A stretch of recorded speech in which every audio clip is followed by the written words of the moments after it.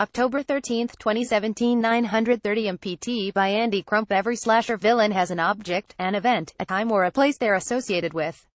Freddy Krueger has nightmares. Michael Myers has All Hallows Eve. Leatherface has a rural southern abattoir.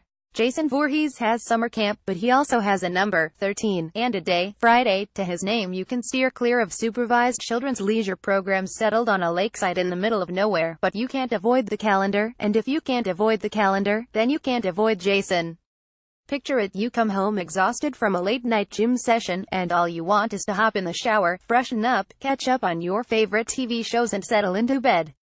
So you shut the bathroom door, crank up the hot water and start belting out songs from your running mix, still stuck in your head even though the treadmill is but a distant memory in your mind. But you hear something, a thump perhaps, or an errant creaking floorboard. You hear the squeak of an errant door hinge and you pull back the shower curtain, assuming that your significant other is the source of all the creepy noises echoing through your house. You're greeted by a raggedy man in a hockey mask whose driving goal in life is to show you how sharp his machete is. You didn't check the date.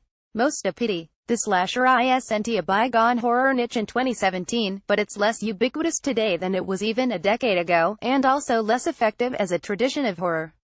Maybe Scream took all of the fun out of slashing, but this isn't quite true. MTV's reboot of the Scream franchise got off to a limp in its first season and improved in its second, while American Horror Story and Scream Queens, both products of Ryan Murphy, sustain classic slasher tropes in exasperatingly self-aware fashion. Meanwhile, the Texas Chainsaw Massacre saga has added 2 new entries to its tangled canon in the last 4 years, including the upcoming Leatherface. There's a new Child's Play movie available to stream on Netflix, Hollywood is still churning out hatchet films, and David Gordon Green is inexplicably directing a follow-up to John Carpenter's Halloween, opening in 2018. And that's to say nothing of Christopher B. Landon's Happy Death Day, out Friday. So the slasher isn't dead, and horny, rule-breaking teenagers aren't safe from sudden and bloody death at the hands of a masked psycho.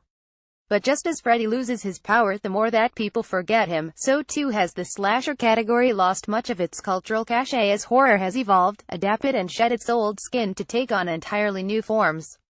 Horror just doesn't need killers like the 80s icons of old anymore. That doesn't make them any less iconic, though, and among them, Jason's iconography remains strongest.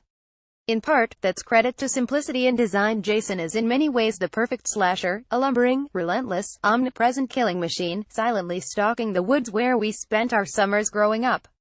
He is glacial, but inevitable, death incarnate. He hides his face behind a mask, much like Michael Myers, except Jason's chosen disguise blends any recognizable traces of humanity. Put more straightforwardly, Jason looks cool in the primal, terrifying ways that only a slasher can, a hulking, expressionless, raggedy monster with an aesthetic that's instantly memorable, though of course memorability is subjective.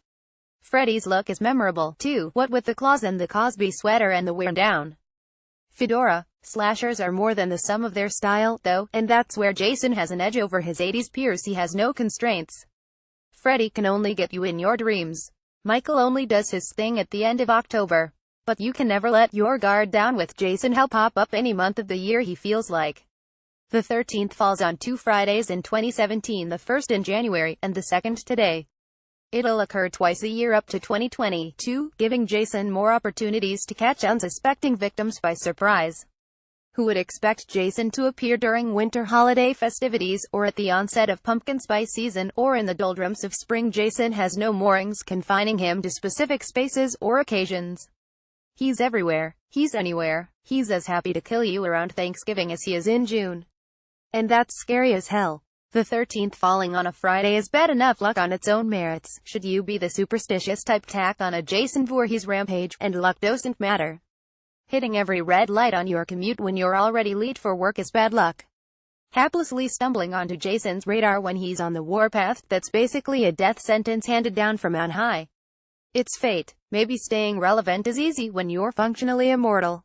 Maybe it's easier still when you're also a massive influence on an entire genre subcategory. Jason's relevance is assured by his symbolic trappings more than his stubborn deathlessness.